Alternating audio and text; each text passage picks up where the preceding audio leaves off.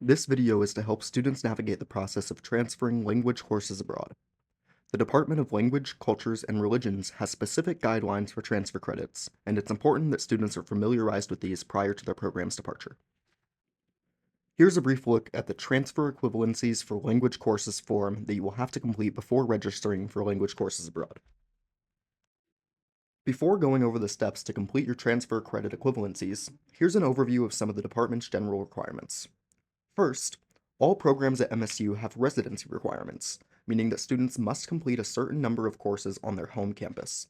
For a major, it is 12 upper division credit hours. For a minor or certificate, it is 6 credit hours.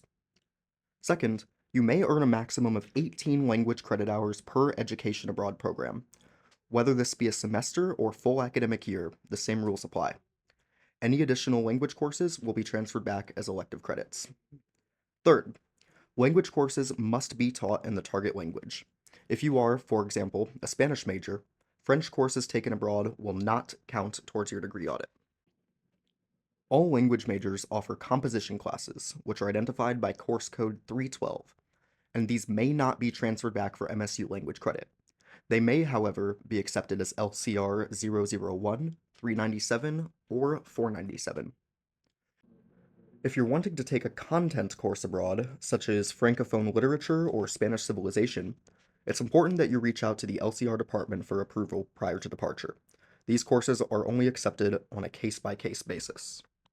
And finally, language courses taken abroad are typically transferred back as contact hours, not credit hours. MSU equivalates 1 credit hour to between 13.3 and 15 contact hours abroad. This means that 40 to 45 contact hours will be equivalent to a 3-credit MSU course.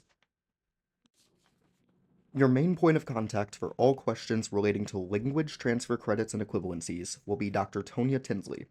Her email is tetinsley@missouristate.edu, and she will be happy to coordinate a time to meet with you to discuss your inquiries.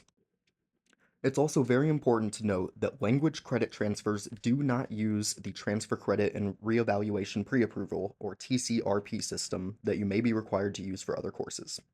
However, IDS 297, which many students take while abroad, is not a language course. Students will use the TCRP system for this course to send the request to Dr. Kelly Wood. Before departing on your program, it's necessary that you obtain the syllabi for all the language courses you plan to take from your host institution. If the syllabi are not readily available online, they can usually be requested via email. Once you've received the syllabi, read over them to make sure that the courses will be conducted in the target language. You will also need to ensure that the courses will come back on an official transcript. This should not be an issue if you are traveling with an approved affiliate program provider through our office. Once you've done this, you'll be required to meet with Dr. Tinsley. She will approve your chosen courses or give you further instructions to amend them. Be sure to bring your language credit form to this meeting. It can be downloaded from the Students Taking Language Courses requirement in the pre-decision section of your Education Abroad application. Once it is signed, you can email it to educationabroad@missouristate.edu, and we will upload it to your profile. While you're abroad or soon after returning to the States, you will need to make sure that your transcript from your host university is set to arrive at the Office of Education Abroad or at international business programs if you're a student in the College of Business. Do not send it to the Office of Admissions as they cannot process transcripts. Students will typically be prompted via email towards the end of their semester to send their transcript to an official institution. If this is not the case, please contact your host institution to ask for guidance. When the transcript arrives at our office, we will upload it to your Education Abroad application. Once you've received a notification of this, you'll be prompted to meet with Dr. Tinsley once again for a final evaluation of the language credits.